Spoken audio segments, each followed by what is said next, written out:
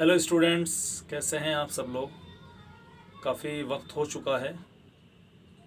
ठीक है, I am sorry, extremely sorry. ठीक है, कुछ वजह थी जिसकी वजह से लेक्चर नहीं चल रहे थे। तो मेरा नाम है शाहनवाज कुरैशी और आप मुझे देख रहे हैं कहाँ पर, बायोकेम क्लासेस। हमारा यूट्यूब चैनल है जिसका नाम क्या है, बायोकेम क्लासेस। ठीक है, और अब हम जो पढ़ रहे हैं एक्चुअल में वो पढ़ रहे हैं sexual reproduction in flowering plant, class 12th की बायोलॉजी का। ठीक है, तो अब तक हम क्या देख चुके हैं, अब तक हम देख चुके हैं androecium, gynoecium, parts of flower. ठीक है, पूरा का पूरा माइक्रोस्पोरोजेनेसिस, मेगास्पोरोजेनेसिस, मतलब कंप्लीट स्ट्रक्चर हम अब तक देख चुके हैं। पॉलिनेशन भी देख चुके हैं, पॉलिनेशन क्या होता है, कितने तरह का होता है। ठीक है, हम बात कर रहे थे एजेंट्स ऑफ पॉलिनेशन को लेकर। किसकी बात कर रहे थे, एजेंट्स ऑफ पॉलिनेशन को लेकर बात कर रहे थे। तो आज हम उसी का जिक्र करने वाले हैं। तो हमारे सामने अगला हेडिंग या अगला टॉपिक जो अब आता है वो आता है एजेंट्स ऑफ पॉलिनेशन। एजेंट का मतलब क्या होता है, दलाल। ऐसे सॉरी, दलाल नहीं बोलना चाहिए मुझे। ठीक है, एजेंट का मतलब होता है जो किसी काम को करने में हेल्प करते हैं। ठीक है, किसी काम को करने में रोल प्ले करते हैं। ठीक है, जैसे LIC एजेंट क्या होता है, वो LIC एजेंट LIC के बीमे है, पॉलिसी बेचता है। ठीक है, तो एजेंट्स ऑफ पॉलिनेशन। अब आपको अगर पॉलिनेशन के एजेंट यानी पॉलिनेशन किस किस वजह से हो सकता है, तो अगर हम पूरे एनवायरमेंटल कंडीशन को, नेचुरल हैबिटेट को, नेचुरल कंडीशन को बिल्कुल क्लासीफाई करें तो उस हिसाब से हमारे पास में दो कंडीशन आती है जिनके थ्रू हम क्या कर सकते हैं, जिनके थ्रू हमारा पॉलिनेशन पॉसिबल हो सकता है। पहली कंडीशन, पहला फैक्टर या पहला कंडीशन या पहला एजेंट क्या है, वो आता है एबायोटिक एजेंट। एबायोटिक एजेंट, ठीक है। दूसरा आता है आपका बायोटिक एजेंट। ठीक है, अब एक बात बताओ मुझे, हमारा शरीर कितने तत्वों से मिलकर बना, 5 तत्वों से, 5 एलिमेंट से मिलकर बना। कौन कौन से होते हैं, वे हुए आग, हवा, पानी, अग्नि और आकाश। 5 होते हैं। ठीक है, आकाश, अग्नि या अंतरिक्ष, स्पेस जो है, क्या वो पॉलिनेशन पे रोल प्ले करेगा, नहीं कर सकता किसी भी तरह से। फायर नहीं कर सकती। आग, हवा, पानी, धरती, धरती कर सकती है क्या, अर्थ। अर्थ के अंदर तो होता है, अर्थ एक जगह से दूसरी जगह मूव नहीं कर सकती, नहीं कर सकती। अब बचा क्या, पानी और हवा। हवा और पानी, ये दो चीजें बचती है। हवा एक जगह से दूसरी जगह जा सकती है, पानी भी एक जगह से दूसरी जगह मूव कर सकता है। जब ये मूव कर सकते हैं तो अपने साथ में पोलन ग्रेन्स को भी कैरी कर सकते हैं। मतलब ये क्या कर सकते हैं, ये आपके पॉलिनेशन को करने में हेल्प कर सकते हैं। तो आपके abiotic agent non living agent होते हैं। ठीक है, एक्चुअल में नेचुरल कंडीशन की बात करें, नॉन लिविंग एजेंट होते हैं आपके। ठीक है, और इसके अंदर क्या आता है, पॉलिनेशन बाय आपके विंड आता है और पॉलिनेशन बाय आपके वाटर आता है। शायद मुझे नहीं, मेरे ध्यान नहीं है कि मैं आपको पहले करा चुका है, नहीं करा चुका। मेरे इतना ध्यान है कि एजेंट्स ऑफ पॉलिनेशन हम शुरू करने वाले थे, वही देख रहे हैं। ठीक है, बायोटिक एजेंट क्या होता है, बायोटिक एजेंट, बायो का मतलब क्या होता है, लाइफ। इसका मतलब ऐसे एजेंट जो कि लिविंग ऑर्गेनिज्म होते हैं। मतलब किसकी बात कर रहे हैं हम, एनिमल्स की बात करें, जिनमें एनिमल्स के थ्रू, और इंसेक्ट वगैरह सब एनिमल्स के अंदर आ गया। पूरी एनिमल किंगडम की बात कर रहा हूं मैं। कभी सोचो कि एनिमल्स 4 पैर वाला एनिमल, ठीक है, नहीं, पूरी एनिमल किंगडम, चाहे वो स्नेल्स हो, चाहे वो इंसेक्ट हो, चाहे वो बैट हो, चाहे वो आपके बर्ड्स हो, आए बात समझ में, सब इसी के थ्रू बात करेंगे हम। ठीक है, तो जो लिविंग हो गया, बायो मतलब एनिमल्स के थ्रू बात करते हैं, और एनिमल्स के थ्रू होने वाले पॉलिनेशन को हम क्या बोलते हैं प्यारे बच्चों, उसे बोलते हैं जूफिली। क्या बोलते हैं, जूफिली। ठीक है, आई बात समझ में। तो हवा, विंड से, एयर से होने वाले पॉलिनेशन को क्या बोलते हैं, एनिमोफिली। क्या बोलते हैं, एनिमोफिली। वाटर से होने वाले पॉलिनेशन को हम क्या बोलते हैं, हाइड्रोफिली बोलते हैं। क्या बोलते हैं, हाइड्रोफिली बोलते हैं। ऑलमोस्ट अगर मैं बात करूं, ऑलमोस्ट अगर मैं पॉलिनेशन 100% पॉलिनेशन की बात करता हूं, तो आपके बायोटिक एजेंट से होने वाले पॉलिनेशन की परसेंटेज कितना है, लगभग 80% है। 16% लगभग आपके विंड से होते हैं और लगभग 4%, तो बुक में डाटा इधर उधर दिया हुआ हो सकता है, डाटा हमारा कंसर्न नहीं है। एक जनरली रफली आइडिया दे रहे हैं हम यहाँ पर कि सबसे ज्यादा कहां से होगा, बायोटिक एजेंट के थ्रू होगा और काफी अमाउंट में। और एक्चुअल में जिम्नोस्पर्म जो होता है ना, एनिमोफिली, जिम्नोस्पर्म, एंजियोस्पर्म तो फ्लावरिंग प्लांट हो गए, और जिम्नोस्पर्म जो होते हैं आपके, जो एंजियोस्पर्म से पहले आते हैं, इवोल्यूशन में एंजियोस्पर्म से पहले आए, उनमें क्या देखने मिलता है आपको, उनमें क्या आपको विंड देखने मिलता है। और कुछ एक गिने चुने प्लांट के अंदर ही आपको क्या देखने मिलेगा, वाटर पॉलिनेशन देखने मिलता है, जैसे हम क्या बोलते हैं, हाइड्रोफिली बोलते हैं। आई बात समझ में। पढ़ के हम किसी ने पॉलिनेशन इन फ्लावरिंग प्लांट के अंदर पढ़ रहे, किसके अंदर पढ़ रहे, फ्लावरिंग प्लांट के अंदर पढ़ रहे। ठीक है, बायोटिक पॉलिनेशन और एबायोटिक पॉलिनेशन दो तरह का होता है। Abiotic further wind pollination, pollination by air, जिसे हमने क्या नाम दिया, एनिमोफिली का नाम दिया। नेचर में लगभग 16% आपको ऑब्जर्व होगा। ठीक है, उसके अलावा एक रफली, मैं बोल रहा हूँ कि रफली आइडिया, बिल्कुल डिक्टो डाटा नहीं है। किसी बुक में आपको 85% लिखा मिलेगा, 85% आपके ये 12% और 3% इस हिसाब से लिखा मिलेगा। किसी बुक में वो 80%, ये 19%, ये 1%, मतलब एक रफली आइडिया दे रहे हैं। ठीक है, मैंने जो बुक का डाटा पढ़ा, मैंने यही डाटा पढ़ा, 80%, 16% और 4%। ठीक है, क्लियर है। और ऑथेंटिक बुक है कोई, ऐसे नहीं कि तुर्रम खां की इधर उधर की कोई XYZ बुक लिया है मैं। ठीक है, ऑथेंटिक बुक ही है वो। क्लियर है। तो अब ये क्या हो गया, एनिमोफिली, हाइड्रोफिली हो गया, लिविंग के थ्रू क्या हो गया आपका जूफिली हो गया। क्लियर है बात यहाँ तक के। अब इधर ध्यान दीजिए, मैं बोल रहा था, मैंने शायद पहले भी आपको बताया है कि पॉलिनेशन इस नेचर के अंदर होना ही होना है, ऐसा जरूरी नहीं है।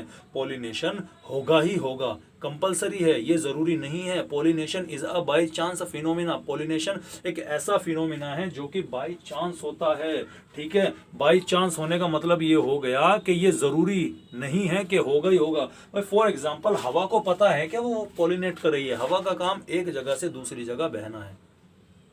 हवा बहेगी तो पोलन ग्रेन एक जगह से दूसरी जगह हवा के थ्रू उड़ के चले जाएंगे। अब कोई तूफान आ गया, अम्फान जैसा कोई आंधी, ज्यादा तेज तूफान आ गया, ज्यादा तेज हवा चल गई, पोलन ग्रेन बजाय रोज के और गुलाब के पोलन ग्रेन गुलाब पे जाने पे किस पे चले गए, किसी दूसरे फ्लावर पे चले गए, एक फ्लावर के किसी दूसरी स्पीसीज के फ्लावर पे चले गए। तो ये बाई चांस है। तेज हवा हो गई, पोलिनेशन डिस्टर्ब, टेम्परेचर घट गया बढ़ गया, पोलिनेशन डिस्टर्ब, सनरे सनलाइट वगैरह हो गया, पोलिनेशन डिस्टर्ब, ठीक है। तो बहुत सारे कंडीशन है जिनकी वजह से पोलिनेशन अफेक्ट होता है। मौसम कैसा है, टेम्परेचर कैसा है, हवा किस तरह से बह रही है, क्लाइमेटिक कंडीशन क्या है वहां की, ठीक है, कितना फूड उसके अंदर मिल रहा है, जिस फ्लावर के ऊपर जा रहा, कोई अगर इंसेक्ट या कोई एनिमल उसके ऊपर जा रहा है उसके क्या बेनिफिट है, वहां से क्यों जा रहा है उसके पास में, ठीक है। ये सारी चीजें आपको यहाँ पर देखने मिलेगी। इसीलिए पॉलिनेशन बाय चांस फिनोमिना है, और पॉलिनेशन को एंश्योर करने के लिए कि नेचर के अंदर पॉलिनेशन हो ही जाए, इसलिए प्लांट अपने अंदर कुछ एडेप्टेशन लेके रखते हैं, कुछ लालच देते हैं, कुछ गिफ्ट देते हैं, रिवार्ड देते हैं, जिसकी वजह से भाई एयर है, एयर और वाटर को देने के लिए कोई रिवार्ड की जरूरत नहीं है,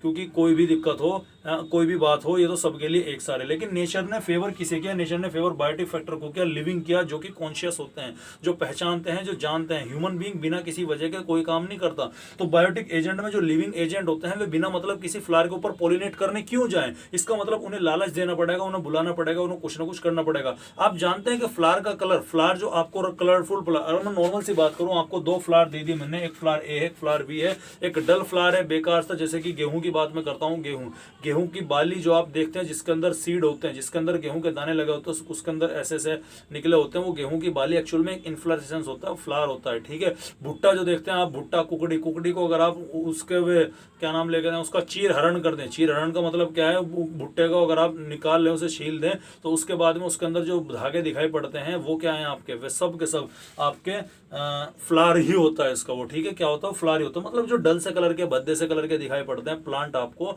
वे जनरली किससे पॉलिनेट होते हैं, वे जनरली एबायोटिक फैक्टर से पॉलिनेट होते हैं, चाहे वो विंड होगा चाहे वो वाटर होगा।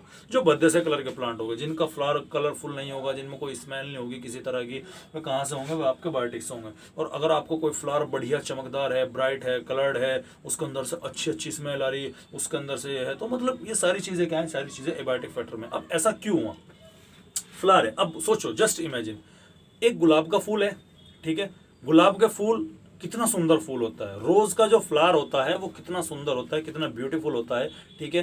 ये आप जानते ही हैं, आपने क्या पता किसी को ले दे भी रखा हो भैया, क्या पता चले, ठीक है। अब मैं थोड़े देख रहा आपको, क्या पता ले दे रखा हो किसी को, आजकल तो वर्चुअल चल रहे गुलाब। खैर चलिए हम अपना टॉपिक के ऊपर वापस आते हैं। एक गुलाब का फूल है, एक गुलाब का फूल है, वो एक्चुअल में है किस लिए, बताओ, सोचो, है किस लिए हो। सर उस गुलाब के फूल को तोड़ेंगे, वैलेंटाइन डे आएगा और वैलेंटाइन डे में उस गुलाब को हम किसी को देंगे, इसलिए ना, ये तो आपने अपना यूज बनाया है उसका, आपने ये तो यूज बनाया है उसका, तो फिर एक्चुअल में है क्या चीज उसका, क्यों आपने वही फूल क्यों देना पसंद करे। गेहूं भी तो एक फ्लावर है, भुट्टा भी तो एक फ्लावर है, इन्फ्लोरेसेंस है, वो फ्लावर का फूलों का गुच्छा है। आप क्यों वैलेंटाइन वीक में या वैलेंटाइन डे के दौरान, या अगर आपको अपनी फीलिंग्स किसी को एक्सप्रेस करनी है, तब आप गुलाब का फूल ही क्यों प्रेफर करते हैं, क्यों गेहूं को आप या वीट के जो इन्फ्लोरेसेंस होता है उसे क्यों प्रीफर नहीं करते, क्यों आप भुट्टे के इन्फ्लोरेसेंस को प्रीफर नहीं करते। कारण इसका यही है कि अट्रैक्शन, ठीक है। अब फ्लावर के अंदर जो कलरफुल पेटल्स हैं वे अट्रैक्ट करने के लिए होते हैं इन लिविंग ऑर्गेनिज्म को, क्योंकि इनका सबकॉन्शियस होता है। अब केवल पेटल्स के थ्रू वो अट्रैक्ट नहीं होगा, उसके साथ साथ उस फ्लावर के अंदर से क्या नाम, स्मेल, फूट के क्या खुशबू भी आएगी निकल के, और उस खुशबू से अट्रैक्ट भी होंगे इंसेक्ट, जानवर। भाई कोई चीज है आप देख पा रहे, भाई आपके सामने फ्लावर आया तो आपने देखा कि यार कितना सुंदर फ्लावर है, लेकिन आपने फ्लावर दिख नहीं रहा। अब स्मेल ऐसी है, आपको डिफ्यूज होकर एनवायरनमेंट में आपको पता लग जाएगा। आप कहेंगे इतनी सुगंधित खुशबू आ रही है, इसका मतलब आसपास कोई खुशबू प्रोड्यूस करने वाली चीज़ है। आपको उसकी तलाश भी होगी, उसकी तलाश भी करेंगे, ठीक है। तो फ्रेगनेंस उसके अंदर फ्लावर के लिए, किस लिए फ्लावर के अंदर फ्रेगनेंस खुशबू इसीलिए नहीं है कि आप उसको निचोड़ कर उसका डिओड्रेंट बना के या इत्र बनाकर अपने ऊपर छिड़क लो, वो आपके लिए नहीं है, वो तो हमने अपने यूज के लिए उसका काम कर लिया। अरे हम तो भैया ऐसे हैं कि अफीम गांजा में से भी हमने जो नेचर ने या प्लांट ने अफीम और गांजा जो जितना भी होता है, ओपियम, ठीक है, ओपियम मॉर्फिन जो होती है, सब प्लांट के अंदर क्या होते हैं, उनको अपने आप को प्रोटेक्ट करने का उन्होंने अपने अंदर ये एल्कोलॉइड्स बनाए और इनका हमने इस्तेमाल कर लिया क्या, अपने मजे के लिए। हम ठाते हैं, रगड़ते हैं, अरे ये ले वैसा वैसे विमल की तरह रगड़ के यहाँ रखा और हो गया काम। मैं कंज्यूम नहीं करता हूँ, उसे सेवन नहीं करता मैं इसका, ठीक है, क्लियर है। तो अब मैं क्या कह रहा हूँ, मैं आपसे बोल ये रहा हूँ कि एक्चुअल में हमने तो जो प्लांट के लिए अच्छी या बेकार दोनों चीज का अपने वेलफेयर के लिए इस्तेमाल कर लिया। तो फ्रेग्रेंस खुशबू जो है वो दूसरे बायोटिक फैक्टर को अट्रैक्ट करने के लिए, एनिमल्स को अट्रैक्ट करने के लिए, ताकि वहां पर पॉलिनेशन पॉसिबल हो जाए। फ्रेग्रेंस जो है, अगर उन्हें फूल नहीं दिखाई पड़ रहा तो वो खुशबू को सूंघते उस फूल तक आ जाए, ठीक है। अब उस फूल तक आए, ये तो हो गया उसे अट्रैक्ट करने का, कि उसे मजबूर करे कि हाँ तू मेरे पास में आए। अब फ्लावर के पास में अगर कोई इंसेक्ट आया, कोई फ्लावर रंग बिरंगा है, कोई फ्लावर आपका क्या है अच्छी स्मेल दे रहा है, लेकिन वहां आने के बाद में बस यही मिला, तो कोई इंसेक्ट उसके पास में नहीं आएगा। फॉर एग्जाम्पल इसे आप ऐसे समझिए, आप किसी होटल में खाना खाने जाते हैं, होटल बहुत बढ़िया ऐसी वगैरह करके लगा रखी, डेकोरेशन भी अच्छी है, म्यूजिक सिस्टम भी अच्छा है, सारे काम बेहतरीन, मजा आ गया पूरा वहां से देख के, लेकिन उसका खाना बड़ा बेकार निकल जाए या वहाँ पर खाना ही ना मिले, तो काहे का होटल रह गया भाई, वो काहे का रेस्टोरेंट रह गया। आप दोबारा जाओगे कि आप बोलोगे यार पैसे पैसा है, ऊंची दुकान फीके पकवान वाला काम है। इसीलिए आपको अट्रैक्ट करने के लिए बहुत सारे काम करने पड़ेंगे। अट्रैक्ट करने के लिए आपको क्या करना पड़ेगा, अट्रैक्ट करने के लिए आपको वहाँ पर अच्छे अच्छे लजीज खाने बनाने पड़ेंगे, ताकि वो खुशबू, और एक से ज़्यादा वैरायटी, एक नहीं अच्छा लगा दूसरा लगेगा, दूसरा नहीं लगा तीसरा लगेगा, ताकि वो जाकर तारीफ करे और वहाँ पर और भी विजिटर आए। यही काम होता है। अब चूंकि ये बायोटिक है, ये एबायोटिक है, हवा को अट्रैक्ट करने की कोई जरूरत नहीं है, पानी को अट्रैक्ट करने की कोई जरूरत नहीं है, लेकिन इनमें जो बायोटिक फैक्टर है उन्हें अट्रैक्ट करना जरूरी है, उनको अट्रैक्ट करना चाहिए, करना पड़ेगा तभी तो आएगा। इसीलिए हम पढ़ने वाले हैं अगली सीरीज में एक छोटा सा टॉपिक देखें हम कि एबायोटिक और बायोटिक फैक्टर के अंदर जो फ्लावर होते हैं उनके बीच में क्या डिफरेंस निकलता है। पहला तो डिफरेंस यही है कि एबायोटिक फैक्टर से जो प्रोड्यूस होने वाले फ्लावर होते हैं, या पोलिनेट, एबायोटिक फैक्टर के पोलिनेशन की वजह से जो फ्लावर होते हैं, ठीक है, उनके फ्लावर कैसे होते हैं, डल से कलर के होते हैं, डल फ्लावर के होते हैं, और बायोटिक फैक्टर के फ्लावर कैसे होते हैं, ये आपके ब्राइट कलर के देखने मिलते हैं। किस कलर के, ब्राइट कलर के, चमकीले कलर के, ठीक है। दूसरी चीज, इनमें आपको एबायोटिक वाले में क्या देखने मिलेगी, फ्रेग्रेंस देखने मिलेगी, खुशबू देखने मिलेगी, और इनमें फ्रेग्रेंस की कोई रिक्वायरमेंट है क्या, नहीं है, ठीक है। और एबायोटिक फैक्टर को पॉलिनेशन कराने के लिए ज्यादा एनर्जी जरूरत नहीं पड़ती, मतलब लो एनर्जी कंज्यूम करता है इसके लिए प्लांट, और इसके लिए क्या करता है, बायोटिक के लिए एनर्जी का हाई कंजम्पशन करता है। सर ये चीज हमारी समझ में नहीं आए, हाई एनर्जी कंजम्पशन और लो एनर्जी कंजम्पशन का मतलब क्या हुआ। देखो इसे सिंपल सी बात है, इसे एबायोटिक फैक्टर से होने वाले फ्लावर को किसी को अट्रैक्ट नहीं करना, कोई मेहनत नहीं करनी, कोई कुछ नहीं करना, उसे पता हवा चलेगी इधर से उधर उड़ के चला जाएगा। ये बस थोड़ा सा क्या करेगा, ये अपने पोलन ग्रेन को हल्के बना लेगा, जिसकी वजह से, और नॉन स्टिकी बना लेगा, ताकि वे कहीं चिपके ना रहे, एक जगह से दूसरी जगह उड़ के आराम से जा सके। और स्टिग्मा जहां पर प्लेटफॉर्म, जो आपका लैंडिंग प्लेटफॉर्म होता है, जहां पर आपके ये पोलन ग्रेन लैंड करते हैं जाकर, उसको ऐसा बना लेगा जिससे वो हवा में ही कैच करने की वो रखें, अपने अंदर कैपेसिटी रखें, हल्का फुल्का। लेकिन इसे कलर बनाना है, फ्रेग्रेंस बनाना है, नेक्टर देना है, इन्फ्लोरेसेंस देना है, ठीक है। उसके अलावा अंडे देने के लिए फ्लावर को जगह भी देनी पड़ती है, ठीक है। ये सारी चीजें होती हैं आइवासम में, तो ये होती है। अच्छा, फ्रेग्रेंस का मतलब केवल खुशबू से नहीं होता, यहाँ पर फ्रेग्रेंस का मतलब केवल खुशबू से नहीं है। सर फ्रेग्रेंस तो हमने खुशबू पढ़ा, फ्रेग्रेंस मतलब मैं स्मेल की बात कर रहा हूँ। क्या बात कर रहा हूँ, स्मेल की बात कर रहा हूँ। मैं बताऊँ आपको, चलो मैं बता देता हूँ आपको। हर ऑर्गेनिज्म की अपनी एक कैरेक्टरिस्टिक स्मेल होती है, हमारी भी एक अपनी कैरेक्टरिस्टिक स्मेल है, ठीक है, जिसे हम बोलते हैं फेरोमोन्स। ह्यूमन के अंदर से, या ह्यूमन स्पेशली फीमेल्स के अंदर से क्या निकलता है, फीमेल्स के अंदर से कुछ ऐसा स्मेल सी आती है जिसे हम क्या बोलते हैं, जो बोलते हैं फेरोमोन्स की वजह से। किसकी वजह से, फेरोमोन्स की वजह से, जो हमारे स्किन पे होते हैं। ऐसा आर्टिकल शायद मैं आपको दिखा दूंगा, कुछ ना कुछ है इसमें, ठीक है। तो थोड़ा सा माना जाता है कि अट्रैक्शन में, मेल और फीमेल के अट्रैक्ट होने में जो रोल प्ले करते हैं, वो फेरोमोन्स नाम के केमिकल रिलीज करते हैं, जो एक्चुअल में हमारी ग्लैंड्स के अंदर मौजूद होते हैं, स्वेट ग्लैंड के साथ साथ रिलीज होते हैं, जिसकी वजह से उनसे हल्की सी फ्रेग्रेंस होती है, और सेम स्पीसीज इस कैरेक्टरिस्टिक स्मेल को पहचान कर एक दूसरे की तरफ अट्रैक्ट होती है। इसके पीछे का लॉजिक ये है।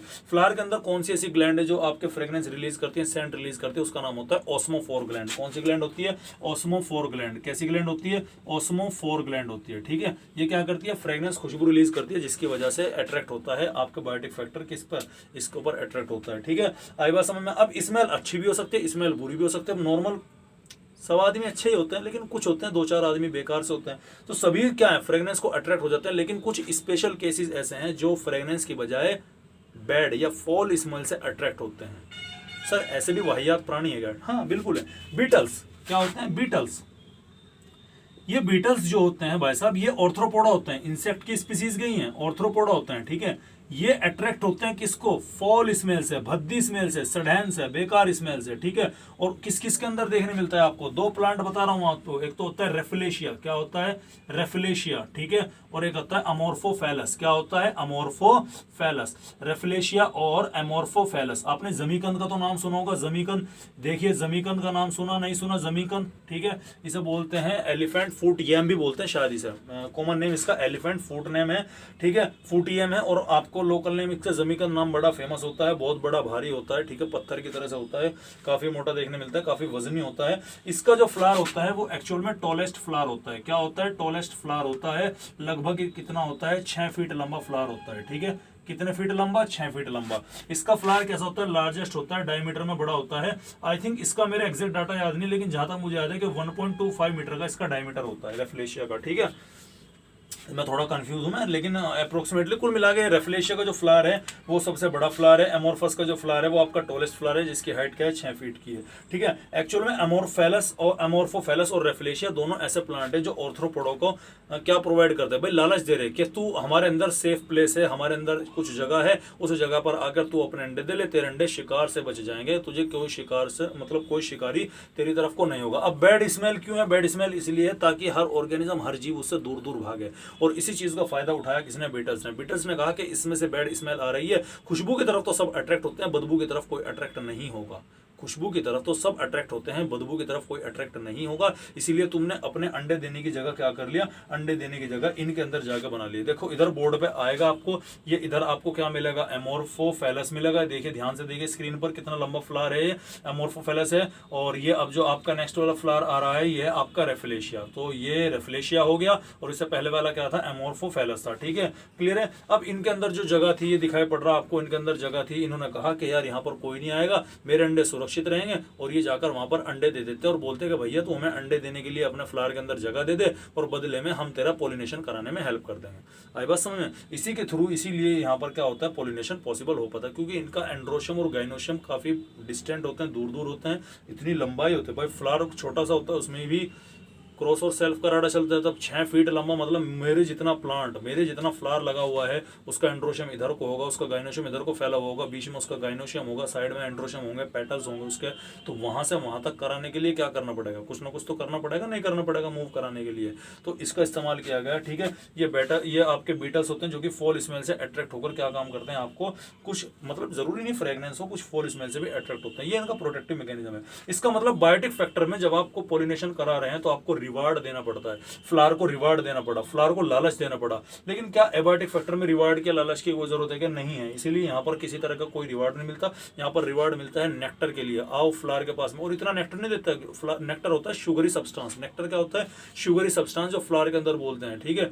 जैसे आपका क्या करता है, ये जो इंसेक्ट होता है, इंसेक्ट जाकर फ्लावर के ऊपर बैठता है, उसका रस चूसता है, और उसको एक फ्लावर से इतना नेक्टर नहीं मिलता, लेकिन वो बड़ा टेस्टी होता है। दैट्स वाई दो सेम स्पीसीज का दूसरे फ्लावर के ऊपर जाकर बैठता है। इसी तरह एक से दूसरे पे, दूसरे तीसरे पे, तीसरे से चौथे पे, इस तरह वो बैठता बैठता क्या करता है, पोलन ग्रेन को डिस्ट्रीब्यूट कर देता है। क्योंकि उसके पैरों में एक बकेट होती है, जिसे हम क्या बोलते हैं, पोलन बकेट या पोलन बास्केट भी बोलते हैं। इस हिसाब से उसका स्ट्रक्चर होता है। जैसे वो फ्लावर के ऊपर बैठता है तो उसके अंदर क्या आ जाते हैं, पोलन ग्रेन आ जाते हैं, और जैसे दूसरी जगह जाएगा वो, तो वो इस तरह से मिक्सअप हो जाएंगे, निकल जाएंगे, बाहर निकल जाएंगे, गिर जाएंगे, वापस वहां गिर जाएंगे। इसी हिसाब से क्या होता है, आपका यहाँ पर ये मूवमेंट चलता रहता है, ठीक है। तो तो ये तो था आपका किसका, तो ये बायोटिक फैक्टर क्या लालच दे रहा, बायोटिक फैक्टर बोला कि भैया हम तुम्हारे पास में शुगरी सब्सटेंस नेक्टर देंगे, बड़ा अच्छा नेक्टर देंगे, अच्छी क्वालिटी का नेक्टर देंगे, अच्छी क्वालिटी का शुगर सब्सटेंस देंगे, जिससे आपको हनी बनाने में, शहद बनाने में, या अपने परिवार को, अपनी कॉलोनी को फीड करने में बड़ी हेल्प मिलेगी। क्योंकि इंसेक्ट जो होते हैं, मधुमक्खी खासकर, वे शहद बनाती है, हनी बनाती है, रॉयल जेली बनाती है, बीवैक्स बनाती है, ठीक है, फूड बनाती है वर्कर के लिए, रानी मधुमक्खी के लिए, इन सभी के लिए फूड की तैयारी करते हैं। तो उसमें रोल प्ले क्या करते हैं, करते हैं, लालच दिया ना इन्होंने कि हम आपको ये देंगे, आप आओ। ये नहीं कह रहे कि तुम पॉलिनेशन करो, ये कह रहे आप आओ, खाओ तो सही, आप हमारा शुगर सब्सटेंस खाओ तो सही, अपने आप हमारा काम हो जाएगा, ठीक है। उसके अलावा कुछ प्लांट ऐसे हैं जो नहीं दे सकते, जैसे कि ये है आपका रेफ्लेशिया और एमोर्फोफेलस है, ये नेक्टर नहीं दे सकते, तो इन्होंने क्या कर दिया, इन्होंने कहा भैया देखो हम नेक्टर तो नहीं दे सकते, लेकिन हम ऐसी स्मेल प्रोड्यूस कर लेंगे जिससे अगर आपको खतरा है, आपके यहाँ पर प्रीडेटर ज्यादा है, तो आप हमारे अंदर अपने अंडे दे लेना, हमारी स्मेल की वजह से कोई भी जीव जंतु हमारे पास नहीं आएगा, आपके अंडे सेफ रहेंगे, आपकी प्रजाति सेफ रहेगी। आई बात समझ में? क्लियर है? ये सारी चीजें होती हैं, ठीक है। तो पानी कहाँ गया, चलो खैर, तो ये सारी चीजें होती हैं आपके सामने जो आप देख रहे हैं, ठीक है, क्लियर है। तो ये सारे एडेप्टेशन होते हैं, ये लालच देते हैं बायोटिक फैक्टर वाले कि भैया आपको ऐसे ऐसे करना है, तो इसी के थ्रू क्या करता है, पोलिनेशन पॉसिबल हो पाता है। अब देखो कितने एफर्ट लगाने पड़ रहे हैं बायोटिक को, या तो फ्रेगनेंस भी दे, ब्राइट कलर भी दे, नेक्टर भी दे, बड़े बड़े पेटल्स भी दे जिसकी वजह से अट्रैक्ट हो जाए, वो फ्लावर का बड़ा बड़ा गुच्छा भी लगावे वहां पे, ठीक है। उसके अलावा अगर नहीं वो स्मेल दे पा रहा, नहीं वो नेक्टर दे पा रहा, तो उसे अंडे देने की जगह दे, ठीक है। बहुत सारे, और केवल यही नहीं है, फिग एंड फिग वास्प, अंजीर का जो एग्जाम्पल है, अंजीर को पूजा के अंदर इस्तेमाल नहीं किया जाता, पता है क्यों? क्योंकि अंजीर के अंदर जो फिग वास्प होता है ना, फिग वास्प अंजीर को पोलिनेट करने वाला जो कीड़ा होता है, वो उसके अंदर भरे हुए होते हैं। जो अंजीर के अंदर आपको दिखाई पड़ते हैं ना काले काले डार्क डार्क से, वो एक्चुअल में मरे हुए कीड़े होते हैं, ठीक है। दैट्स वाई अंजीर को पूजा के अंदर इस्तेमाल नहीं किया जाता है। फिग एंड फिग वास्प, ठीक है, यक्का एंड यक्का मोथ, ये सब इसी तरह के एग्जांपल है, जैसे कि अमोरफेलस और रेफ्लेशिया हुआ। ये क्या करते हैं, ये आपके अट्रैक्ट भी करते हैं एक्चुअल में, जैसे आपका कुछ इसमें से फ्रेग्रेंस भी प्रोड्यूस करते हैं, लेकिन ये बजाय इतना नेक्टर प्रोड्यूस नहीं कर पाते, जिसकी वजह से क्या कर देते हैं, अंडे देने के लिए एक जगह प्रोवाइड करा देते हैं, ठीक है। तो ये तो था बायोटिक फैक्टर में, जबकि एबायोटिक में कहीं इतनी कोई लंबी चौड़ी कहानी है नहीं, ठीक है। क्लियर है बात भाई? हवा तो सबकी ऐसी है, हवा पानी तो सबके लिए कॉमन है ना, तो इसमें तो कोई आपको एफर्ट करने की जरूरत नहीं है। एफर्ट कहाँ करोगे, जहां पर यूनिक है। एक एग्जांपल समझिए, चलिए, ठीक है। अब ये कौन है, ये है आप, ये कौन है, ये आप हुए, कौन हुए, आप, आम आदमी पार्टी वाले आप नहीं। ये कौन है भैया, ये आपकी जीएफ है, कौन है, जीएफ है। अब आप ऑलरेडी एक दूसरे से रिलेशन में हैं, एक दूसरे से ऑलरेडी फिट हैं, और आपको एक दूसरे से अट्रैक्ट करने की अब कोई जरूरत है क्या? नहीं, अब कोई जरूरत नहीं है अट्रैक्ट करने की आपको। लेकिन लेट अस सपोज के कोई तीसरी XYZ, कोई तीसरी लड़की आती है जिसका नाम क्या है, सी है, और वो इस लड़की से सुंदर है, इस लड़की से ज्यादा अट्रैक्टिव है, और आप क्या चाहते हैं, आपके पास में ये है, तो आप इसे तो अट्रैक्ट करने की कोशिश नहीं करेंगे। लेकिन जो थर्ड बंदी है, इसकी पसंद का नापसंद का, क्या अच्छा लगता है क्या है, उसी के हिसाब से आप एक्ट करने लग जाएंगे। प्रैक्टिकल बात बता रहा हूं बेटा आपको, ठीक है। क्या करने लग जाएंगे, एक्ट कर लेंगे, मतलब आप इसे अट्रैक्ट करने की कोशिश करेंगे, ठीक है। ऐसा काम करेंगे जिससे वो अट्रैक्ट हो जाए, आपको नोटिस करने लगे, ठीक है। क्यों भाई, ये तो आपके पास में है, ये तो आपकी है ऑलरेडी, इससे कोई प्रॉब्लम नहीं, लेकिन जो आपका नहीं है उसे आप अपना बनाना चाहते हैं। सिमिलर कंडीशन यहाँ है, हवा और पानी तो सबके लिए कॉमन है, तो सबकी है, इसमें कोई डिफरेंशिएट नहीं करती, लेकिन इनको अट्रैक्ट करने के लिए कुछ ना कुछ एक्स्ट्रा एफर्ट करना पड़े। इसने एक्स्ट्रा एफर्ट किया ना, ये नए सिरे से तैयार भी होगा, वो काम भी करेगा जो इसे पसंद है, चाहे वो इसे पसंद ना हो, इसे पसंद हो, फिर भी ये वही काम करेगा अट्रैक्ट करने के लिए। लेकिन यही काम इनका यहाँ पर हो गया, इन्हें ज्यादा एनर्जी करनी पड़ रही, ज्यादा तैयार करने पड़ रहे, बहुत सारा झमेला है। तो ये डिफरेंस था आपका बायोटिक और एबायोटिक एजेंट के फ्लावर के बीच के अंदर आपको दिखाई देखने पड़ेगा, ठीक है, क्लियर है। और ये था आपका बायोटिक एजेंट और एबायोटिक एजेंट। अब हम क्या पढ़ते हैं, अब हम पढ़ते हैं, मैंने आपको बता दिया, तो इसका मतलब ये फ्लावर के अंदर डिफरेंशिएट आ गया। उसके अलावा और क्या क्या मॉडिफिकेशन हो सकते हैं आपका एबायोटिक फैक्टर में, विंड से पोलिनेट होने वाले फ्लावर का बता दिया मैंने कि उसके पोलन ग्रेन हल्के होने चाहिए, हल्के वजन के होने चाहिए, एक जगह से दूसरी जगह जाने वाले, जिसमें से हल्की सी हवा से आसानी से उड़ जाए। दूसरे अलावा स्टिग्मा फैदरी होनी चाहिए। फीदरी का मतलब क्या हो गया कि ऐसे बाल से फीदर से खड़े होने चाहिए, फेदर से खड़े होने चाहिए कि हवा में पोलन ग्रेन ट्रैवल कर रहे हैं और वो उसके अंदर ट्रैप हो जाए, फंस जाए। ये स्टिग्मा की एडेप्टेशन होती है, तभी तो पॉसिबल हो पाएगा ना भाई। पोलन ग्रेन को हल्का होना पड़ेगा, स्टिग्मा को फेदर्स डेवलप करने पड़ेंगे, ताकि पोलन ग्रेन अगर हवा में होंगे उसे वे ट्रैप कर लेंगे, ठीक है। ये एडेप्टेशन इसकी, क्योंकि जैसा वाटर से पोलिनेट होने वाला है, पानी के अंदर चीजें सड़ जाती हैं, तो उसको पोलन ग्रेन, पानी के अंदर जो पोलन ग्रेन होते हैं उन्हें अपना पोलन ग्रेन इस हिसाब से बनाना पड़ेगा। कुछ ऐसी म्यूसिलेज की कवरिंग लगाते हैं अपने ऊपर, जिसका पानी का, जिसकी वजह से पानी का उनके ऊपर क्या होता है, कोई इफेक्ट नहीं होता और पानी में खराब नहीं होते, उन्हें प्रोटेक्ट करने का काम होता है, ठीक है। तो ये वाली है, क्लियर है। ये सारी चीजें आपको यहाँ पर देखने मिलती है, कुछ एडेप्टेशन है, क्लियर है। तो आज हम केवल इतना रखते हैं, कल हम एक एक करके विंड पोलिनेशन देखेंगे, फिर वाटर पोलिनेशन देखेंगे और बायोटिक वाला देखेंगे। कल हम ये पोलिनेशन का कॉन्सेप्ट पूरा का पूरा क्या कर देंगे, खत्म कर देंगे, ठीक है। उम्मीद है आप लोगों को यहाँ तक समझ में आया होगा। आई नो कि क्लास हमारी काफी दिन हो चुका है, गैप हो चुका है, ठीक है, उसके लिए एक्सट्रीमली सॉरी, ठीक है, क्लियर है। और जो 12th वाले बच्चे हैं, जो मेरी लोकेलिटी के आसपास वाले हैं बायो के और केमिस्ट्री के, उनके लिए मैं बता दूं भाई, हमारी फिजिकल क्लास जो है वो डिपेंड करता है कि आगे आने वाले टाइम में गवर्नमेंट क्या डिसीजन लेती है। जिस हिसाब से गवर्नमेंट डिसीजन लेगी उस हिसाब से हम काम करेंगे। आज या कल में अगर गवर्नमेंट का ये डिसीजन आता है कि आप कोचिंग सेंटर खोल सकते हैं, लेकिन सोशल डिस्टेंसिंग का पालन करें, 10 बच्चे, 15 बच्चे, 20 बच्चे की लिमिट लगाएं, 1-1 मीटर की दूरी पे, 2-2 मीटर की दूरी पे स्टूडेंट को पढ़ाएं, तो हम पूरी गाइडलाइंस को फॉलो करते हुए वहाँ पर पढ़ाएंगे। और अगर वे मना करेंगे तो हम अभी कोचिंग सेंटर नहीं खोल रहे हैं। क्लियर है बात? तो इस चीज़ के लिए भी ज़्यादा पैनिक होने की जरूरत नहीं है, ठीक है। फिलहाल आपको करना कुछ नहीं है, इसका स्क्रीनशॉट ले लो भैया, नोट करते रहे, नोट्स जरूर बनाते रहना इनके, ठीक है, इंपॉर्टेंट है, ठीक है। तो उम्मीद है आप लोगों को यहाँ तक समझ में आया होगा। केमिस्ट्री की क्लास भी आपकी हो जाएगी, कल शायद आपकी केमिस्ट्री क्लास ले लूँ मैं। अब तो रेगुलर ही लेक्चर चलेंगे आपके, क्योंकि मेरे जो भी काम थे वे सारे मुकम्मल हो चुके हैं। आई बात समझ में? थोड़ा कॉलेज का था यार, ये लॉकडाउन में भी कॉलेज वालों ने ना असाइनमेंट मंगा लिए, इस वजह से मैं लग गया था, तो थोड़ा सा असाइनमेंट कंप्लीट हो चुके, असाइनमेंट जाली, प्रोजेक्ट भी भेज दिए मैंने, प्रोजेक्ट फाइल भी भेज दी, असाइनमेंट सब कुछ भेज दिया मैंने। यहाँ सब मैं बिल्कुल फ्री हो चुका हूँ, इसीलिए मैं आपको पढ़ाने के लिए वापस आ चुका हूँ, ठीक है। चलिए खैर, पढ़ते रहिए, मेहनत करते रहिए, ऑल द बेस्ट।